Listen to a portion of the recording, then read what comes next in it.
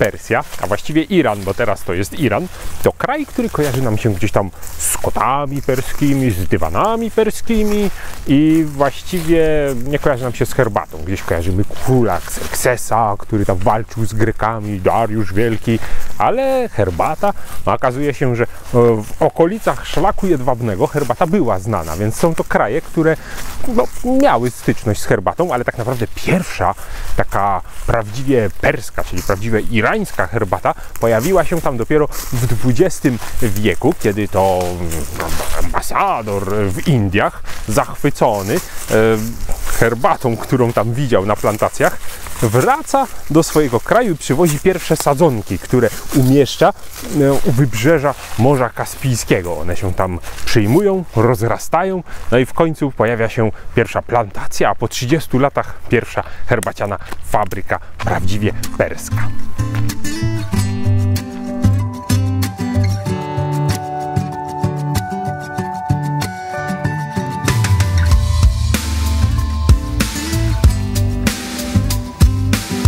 Czajnikowy.pl.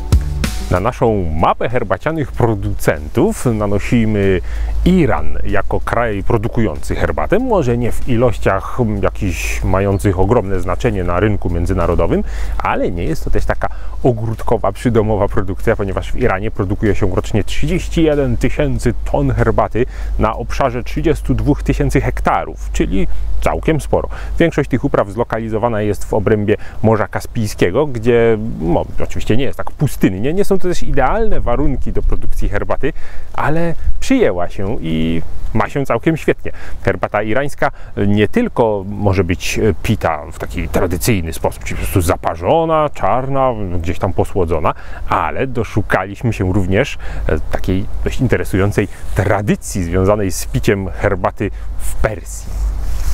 W Iranie, jak w wielu okolicznych krajach, bardzo popularny, wręcz najpopularniejszy jest samowar do przygotowania herbaty. Ale okazuje się, że kiedyś w Persji był zwyczaj picia herbaty zarezerwowany dla brodatych mężczyzn. Ja, jak zauważyliście, od dawna zapuszczam brodę właśnie specjalnie pod ten odcinek, żeby móc to zademonstrować. Uwaga, jeden z dziwniejszych zwyczajów picia herbaty polega na podaniu do herbaty miseczki wody różanej, i można by pomyśleć, że należy to pomieszać czy przyprawić. Okazuje się, że trzeba nabrać wody różanej na dłonie i wetrzeć w brodę, po czym wziąć specjalną kostkę cukru, chwycić w zęby i napić się bardzo mocnej, czarnej herbaty przez tę kostkę cukru, tak jakby. I w sumie wszystko by było ok, gdyby nie to, że dlaczego panie są tak dyskryminowane. No już pomijam ustrój polityczny w Iranie, ale dlaczego panie, nie mając zarostu, nie mają jak się napić w ten sposób herbaty? Myślę, że ta tradycja nie jest już kultywowana, jest to coś bardzo zamierzchłego, ale ja spróbuję. Wszyscy brodaci robimy to, co ja. Na początek zaparzymy oczywiście herbatę.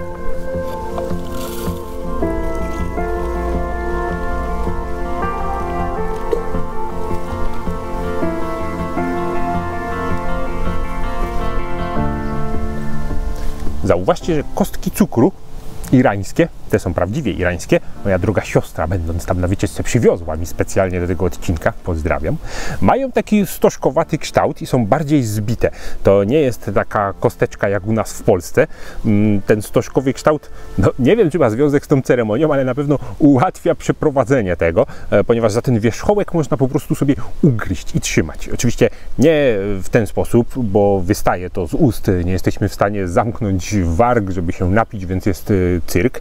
Wkładamy do wnętrza w ten sposób, tą szeroką stroną w ustach, a trzymamy w zębach tylko za wierzchołek, dzięki czemu jesteśmy w stanie napić się prawie że normalnie. Chociaż sądzę, że oni w dzisiejszych czasach po prostu rozpuszczają te kostki normalnie w herbacie.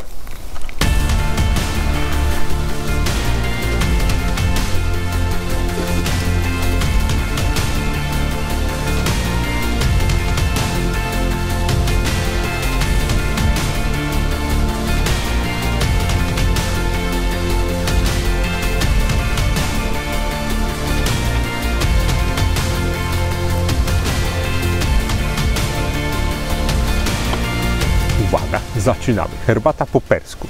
Coś podejrzewam, że będzie jedna z dziwniejszych rzeczy, które na tym kanale robiliśmy. Woda różana na dłonie. Uwaga. Nabieramy, wcieramy w brodę. Na pewno służy zarostowi. Pięknie pachnie różą. I teraz kostka cukru w zęby, odwrotnie. I pijemy.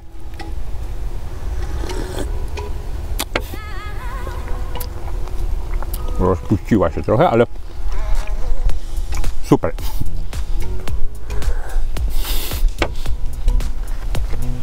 Myślę, że żony, które obwąchują wracających późno mężów i mówią, piłeś z kolegami, mogły w Persji mówić, czuję różę, byłeś z kumplami na herbacie. Zabawne. Fajne, polecam. Chociaż, nie wiem, dość dziwne, ale fajne.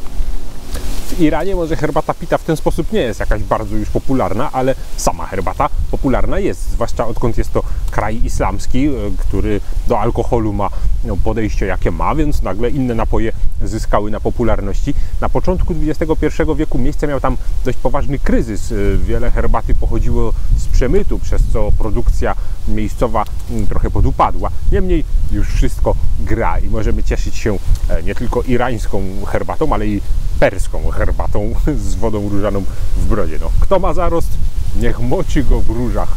Do zobaczenia w następnym kraju.